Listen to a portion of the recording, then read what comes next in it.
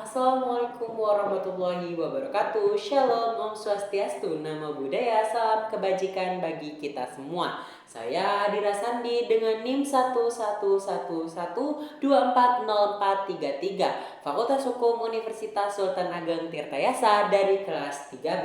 Kali ini saya akan mereview pertemuan kedua dan ketiga dari mata kuliah Hukum Internasional. Jauh sebelum itu, untuk mereview kali ini ada 4 bagian mengenai materi yang akan saya jelaskan. Pertama, mengenai istilah dan pengertian lain dari hukum internasional. Hukum internasional seringkali disebut juga dengan beberapa hal.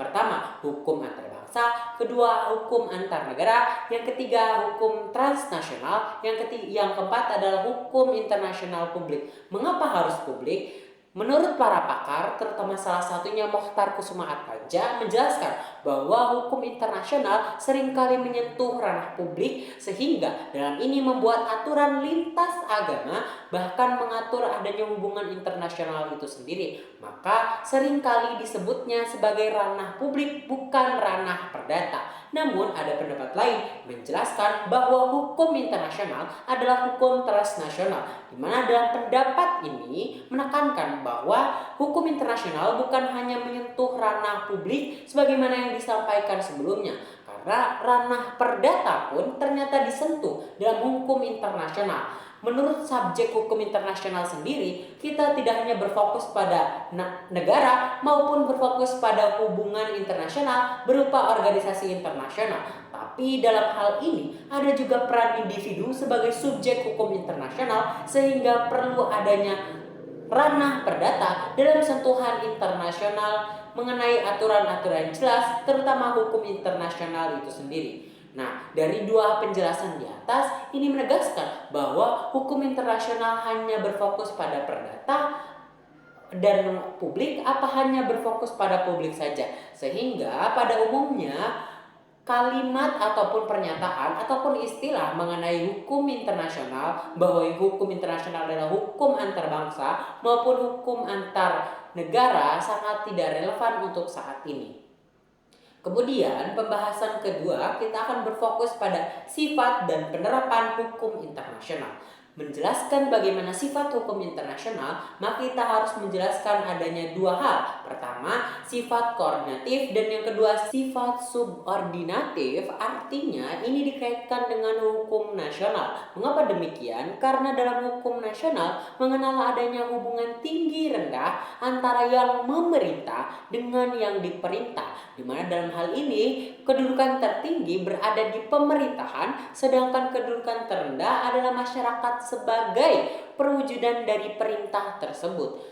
Maka ini tidak sejalan dengan hukum internasional. Mengapa demikian? Karena hukum internasional tidak mengenal adanya hubungan tinggi rendah, terutama dalam hal ini hukum internasional menyatakan struktur tertinggi dari kedudukan hukum internasional adalah masyarakat internasional itu sendiri dengan berbagai macam peraturan ataupun kesepakatan ataupun kebiasaan yang dilakukan masyarakat internasional, sehingga sifatnya adalah koordinatif. Namun jika dihubungkan kembali, hukum internasional sifatnya dengan koordinatif ini akhirnya tidak bisa memaksa, tidak seperti sifat subordinatif hukum nasional di mana bisa memaksa karena adanya tinggi rendah, adanya sifat memerintah dan yang diperintah.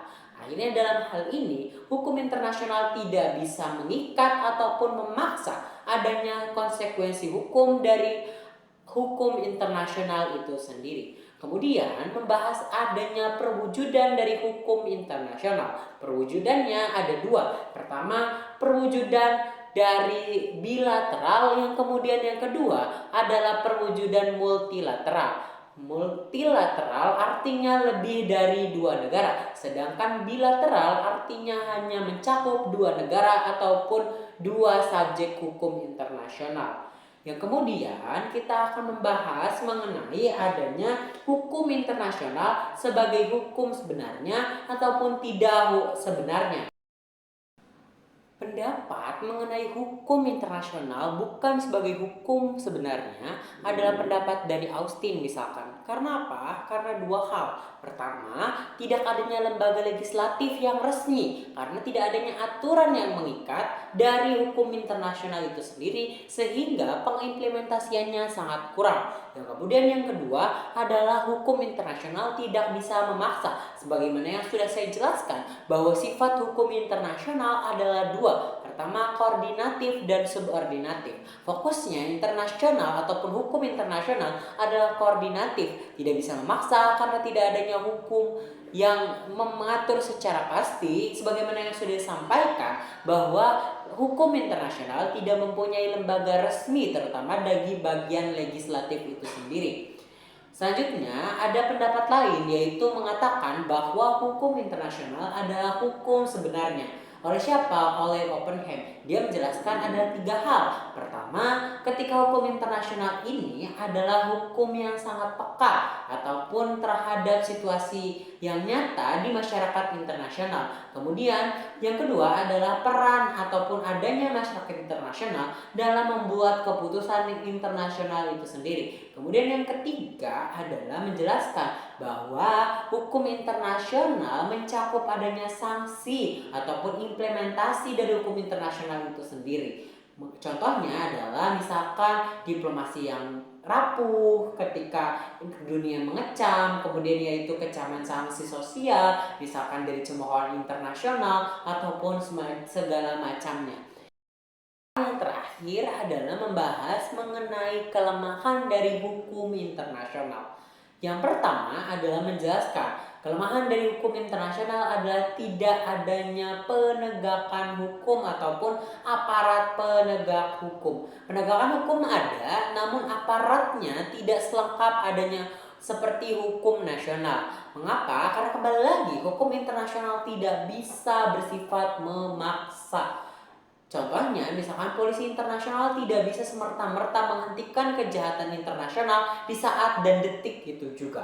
Yang selanjutnya, karena adanya beberapa pasal ataupun aturan yang multitafsir sehingga sulit dalam penerapan asas legalitas ataupun kepastian hukum bagi para subjek internasional. Sehingga dalam hal ini kembali lagi menjelaskan bahwa hukum internasional tidak bisa mempunyai aturan yang mengikat karena tidak ada lembaga legislatif yang resmi sehingga hukum internasional masih mengambang dalam implementasiannya bahkan dalam penegakan hukumnya.